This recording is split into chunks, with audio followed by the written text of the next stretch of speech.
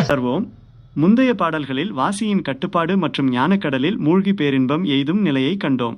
29வது பாடலில் இந்த தியான நிலையை அடைந்த ஒரு யோகிக்கு காலமும் கர்மமும் எவ்வாறு வசப்படுகிறது என்பதை அகத்தியர் விவரிக்கிறார். பாடல் 29 காலத்தை வெல்லும் சிவயோகி. பாடல் அமிழ்ந்து நின்று ஆதியந்தம் அறிந்து கொண்டால் அவனிதனில் பிறப்பறுக்கும் அருளு முண்டாம் உமிழ்ந்து நின்ற வாசியது உள்ளே ஓடி உன்னதமாம் சிவயோகம் ஓங்கி நிற்கும் குமிழ்ந்து நின்ற மாயையெல்லாம் குலைந்து போகும் கோடான கோடிவினை குறையுமப்பா அமிழ்ந்து நின்ற ஒளியதனில் கலந்து நின்றால் அருளாலே சிவபதத்தை அடைவாய் நீயே. விளக்கம். இந்த பாடலில் தியானம் முதிர்ச்சியடைந்த ஒரு சாதகனின் நிலையை அகத்தியர் உறுதியுடன் கூறுகிறார். 1. பிறப்பறுக்கும் அருள். ஆதியந்தத்தை தொடக்கமும் முடிவும் அறிந்து கொண்டால் மீண்டும் மீண்டும் பிறக்கும் சுழற்சியிலிருந்து விடுதலை கிட்டும். 2. வாசியின் ஓட்டம். உமிழ்ந்து நின்ற வாசியது உள்ளே ஓடி மைன்ஸ் வெளிநோக்கி வீணாக பாயும் சுவாசத்தை அகமுகமாக திருப்பினால் சிவயோகம் உனக்குள் தானாகவே ஓங்கி வளரும். 3. மாயை குலைதல். மனம் தியானத்தில் குமிழியாக திரண்டு நிற்கும் அந்த மாயையை அகப்பயிற்சியின் மூலம் சிதைக்க முடியும். 4. வினை தீர்தல். கோடான கோடி கர்ம வினைகள் இருந்தாலும் அந்த ஞான ஒளியில் அமிழ்ந்து நின்ற ஒளி கலக்கும்போது அவை கருகி போய்விடும். 5. சிவபதம். இந்த உலகத்திலேயே வாழ்ந்து கொண்டே சிவபதம் எனும் அந்த உன்னத நிலையை நீ அடைவாய். மெய்ப்பொருள். உள் அர்த்தம்.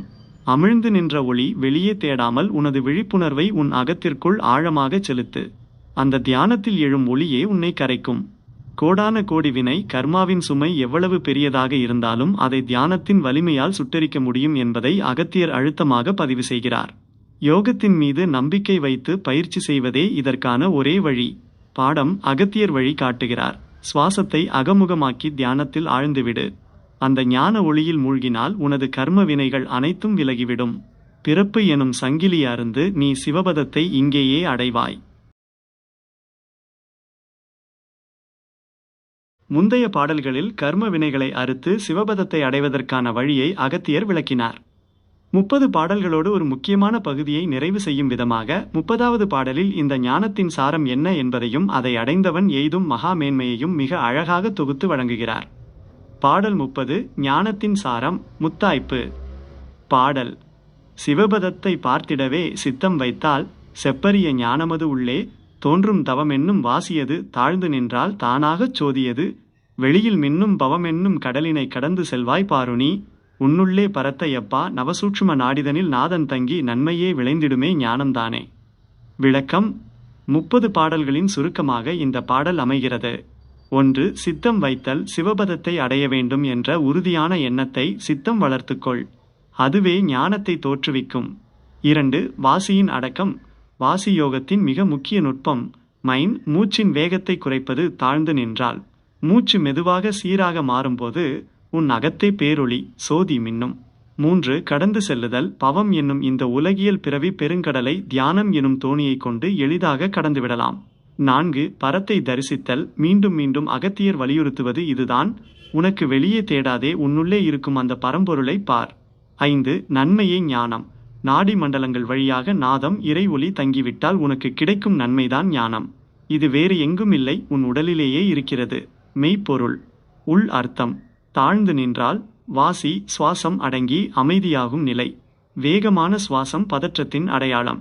மெதுவான ஆழமான சுவாசம் ஞானத்தின் அடையாளம். மின்னும் சோதி வெளியில் மின்னும் என்பது உனது அகக்கண் திறக்கும்போது எங்கும் ஒளியாகவே தெரிகிறது என்பதாகும். ஞானிக்கு இருள் என்பதே இல்லை. பாடம் அகத்தியர் இறுதியாக உணர்த்துவது இதுதான். உனது கவனத்தை சிவபதத்தில் வை. உன் சுவாசத்தை கட்டுப்படுத்தி அமைதிப்படுத்து. அந்த அமைதியினுள்ளே நீ பரம்பொருளை காண்பாய். அதுவே பிறவி பெருங்கடலை கடப்பதற்கான வழி. அந்த ஞானம் உன்னுள்ளே விளைந்து உனக்கு மாறாத நன்மையை செய்யும். யோகத்தின் அடிப்படை மற்றும் அதன் நுணுக்கமான நிலைகளை அகத்தியர் அருளியதை கண்டுணர்ந்தோம்.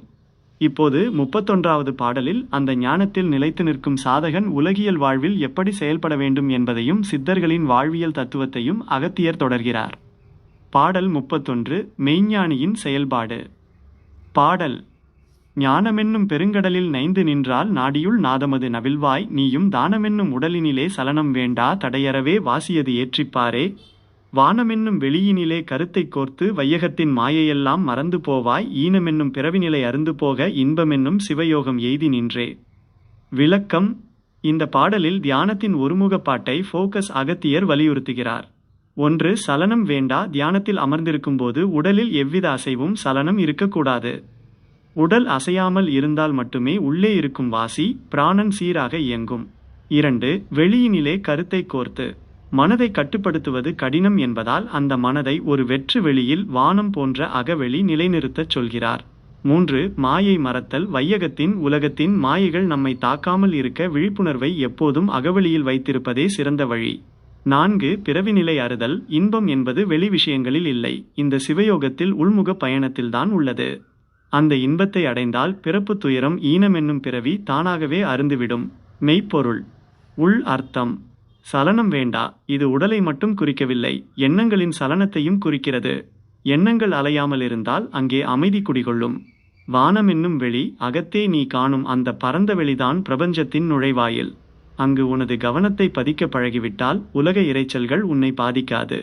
பாடம்: அகத்தியர் வழிகாட்டுவது. உடல் மற்றும் மனதின் சலனத்தை நிறுத்து. உனது கவனத்தை அகவெளியில் நிலைநிறுத்து. இந்த சிவயோக இன்பத்தை நீ சுவைக்கத் தொடங்கிவிட்டால் உலக மாயைகள் உன்னை தொடாது. அதுவே பிறவிச் சங்கிலியை அறுக்கும் வழி. முந்தைய பாடல்களில் வாசியோகத்தின் மூலம் உடலையும் மனதையும் அமைதிப்படுத்தி சிவயோகத்தில் நிலைத்திருப்பதை பார்த்தோம். 32வது பாடலில் அந்த ஞான நிலையில் நிலைத்திருக்கும் ஒருவன் தன் உடலை எவ்வாறு ஒரு கோவிலாக, பிண்டமே கோயில் மாற்றுகிறான் என்பதை அகத்தியர் விளக்குகிறார். பாடல் 32. பிண்டமே ஆலயம், உடல் எனும் கோவில். பாடல்: இன்பமென்னும் சிவயோகம் எய்தி நின்றால் ஈசனின் மெய்க்கோயில், இதுவே யாகும் அன்பென்னும் தீபமிட்டு உள்ளே பார்க்க, ஆதியந்த மில்லாத சோதி தோன்றும், துன்பமென்னும் இருளெல்லாம் நீங்கிப் போகும் சோதியது உன்னுள்ளே சுடர்விட்டேறும் என்பென்னும் கூடுதனில், ஆன்மா வாழும் இதையறிந்து நீயுமே சிவமாய் நில்லே. விளக்கம்: அகத்தியர் இந்த பாடலில் மிக முக்கியமான ஒரு உண்மையை வெளிப்படுத்துகிறார். 1. உடலே ஆலயம், ஈசனின் மெய்க்கோயில். இதுவே. கடவுளை தேடி எங்கேனும் கோவில்களுக்குச் செல்லத் தேவையில்லை, இந்த உடல்தான் இறைவன் வசிக்கும் உண்மையான கோவில். 2. அன்பு எனும் தீபம், உள்ளே இருக்கும் ஜோதியை காணத் தேவையான ஒளி அன்பு. உன் உள்ளத்தில் அன்பை ஏற்றி வைத்து தியானித்தால் அங்கு இறைவனின் ஒளி சோதி தானாகத் தெரியும். 3. இருள் நீங்குதல். ஆன்மீக ரீதியாக துன்பம் என்பது அறியாமை எனும் இருள். ஜோதி எரியத் தொடங்கினால் அறியாமை அகன்றுவிடும். 4. சிவமாய் நிற்றல். உடலுக்குள் ஆன்மா வசிப்பதை உணர்ந்து அந்த ஆன்மாவை இறைத்தன்மையோடு சிவமாய் இணைப்பதே முழுமையான யோகம். மெய்ப்பொருள். உள் அர்த்தம்: என்பென்னும் கூடு, எலும்பு கூடு போன்ற இந்த உடலில் ஆன்மா தற்காலிகமாக வசிப்பதை உணர்வது துறவு அல்லது பற்றற்ற நிலைக்கு இட்டுச் செல்லும். உடல் ஒரு தங்குமிடம், கூடு. ஆன்மாதான் உண்மையான நீ. சிவமாய் நில். இந்த ஞானத்தை பெற்ற பிறகு உலகியல் காரியங்களை செய்தாலும் உன் உள்ளம் எப்போதும் சிவம் என்ற இறைத்தன்மையிலேயே நிலைத்திருக்க வேண்டும். இதுவே ஜீவன் முக்தி, வாழ்ந்தே விடுதலை பெறுதல். பாடம்: அகத்தியர் வலியுறுத்துவது: உடலை வெறும் எலும்புக்கூடாக பார்க்காதே, அது ஈசன் வசிக்கும் ஆலயம். உன் அகத்தில் அன்பு எனும் தீபத்தை ஏற்று. அந்த ஒளியில் அறியாமை எனும் இருள் நீங்கட்டும். நீ உன்னை ஆன்மாவாக உணர்ந்து சிவமாய் நிலைத்து நில்.